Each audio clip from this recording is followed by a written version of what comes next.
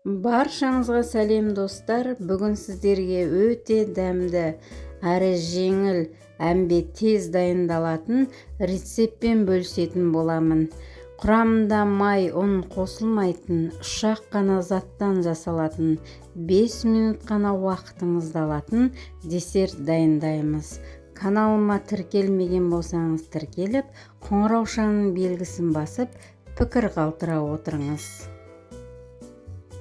Бірінші кезекте 25 грамм тез еритін желатинді 100 мг суық суға жақсылап араластырып, бір шетке қоя тұрамыз. Бұл десерттің басты ингредиенті банан болады. Езіліп піскен банан болса, тіптен жақсы болады. Барлық банандарымыздың қабығынан аршып, дайындап аламыз.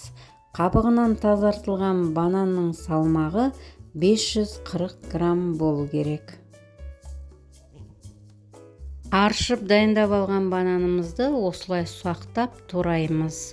Менде блендер шашкасы кішкентай болғандықтан осылай ұсақтап турап алдым. Егер де сіздерде үлкен блендер болса, барлығын бірақ қосып араластырсаңыздар болады. Мен 2-ге бөліп араластыратын боламын. Бананымызды салып алғаннан кейін үстінен какао ұнтағын қосып, жақсылап араластырамыз. Бұл жерде тағы да лимон қышқылын қосуға болады. Біз лимон қышқылының дәмін ұнатпағандықтан лимон қышқылын қоспадым. Негізі лимон қышқылы қосылады. Осылай езіп алғаннан кейін дәмін көрсеңіздер болады. Егер де тәттілігі аз болса, қант алмастыратын ұнтақ қоссаңыздар болады. Негізі бұл жерде бананның тәттілігі жетерлік деп ойлаймын. Тағы да қайталап қалған бананымызбенен какао ұнтағын қосып, тағы бір рет жақсылап езіп аламыз.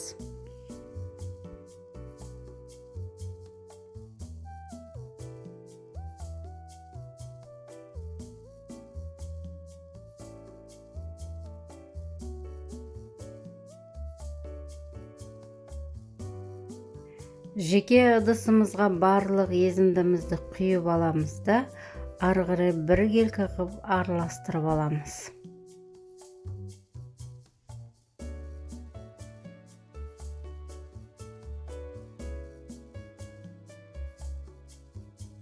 Ендігі кезекте ысып тұрған желатинімізді қысқа толқынды пешке немесе буға ерітіп аламыз. Дайындап алған сұйықтығымыздың үстіне ыстықтай желатинімізді құйып, бір келкі болғанша араластырып аламыз.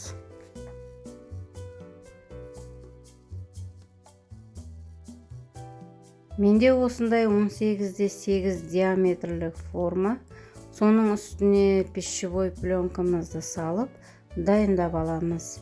Егер де сіздерде басқа да форма болса, мысалға силиконды форма, сондайларға да құйып дайындасаңыздар болады.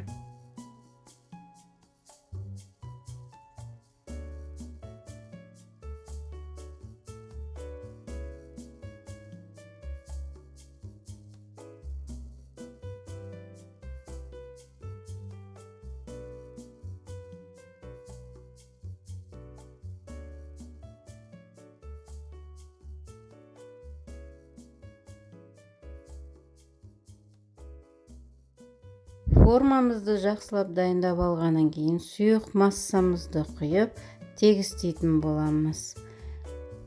Десертіміздің бетін қалауларыңыз бойынша миндальный лепестокпен немесе кокосовый стружкаменен әрлесеңіздер болады. Дайын болған десертімізді тоңазытқышқа желатин қатқанша ұстайтын боламыз. Десертіміз әбден қатқаннан кейін холодильниктен шығарып, формасынан босатып, салафанынан ажырататын боламыз.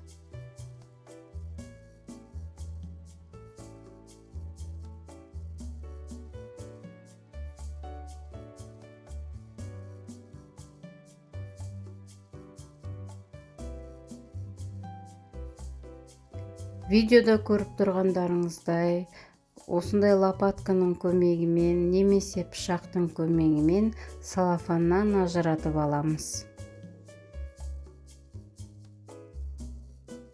Міне біздің десертіміз дайын. Осындай әдемі, өте дәмді, әрі кесілгенде өте жеңіл кесілетін, өзінің формасын ұстайтын десертіміз дайын.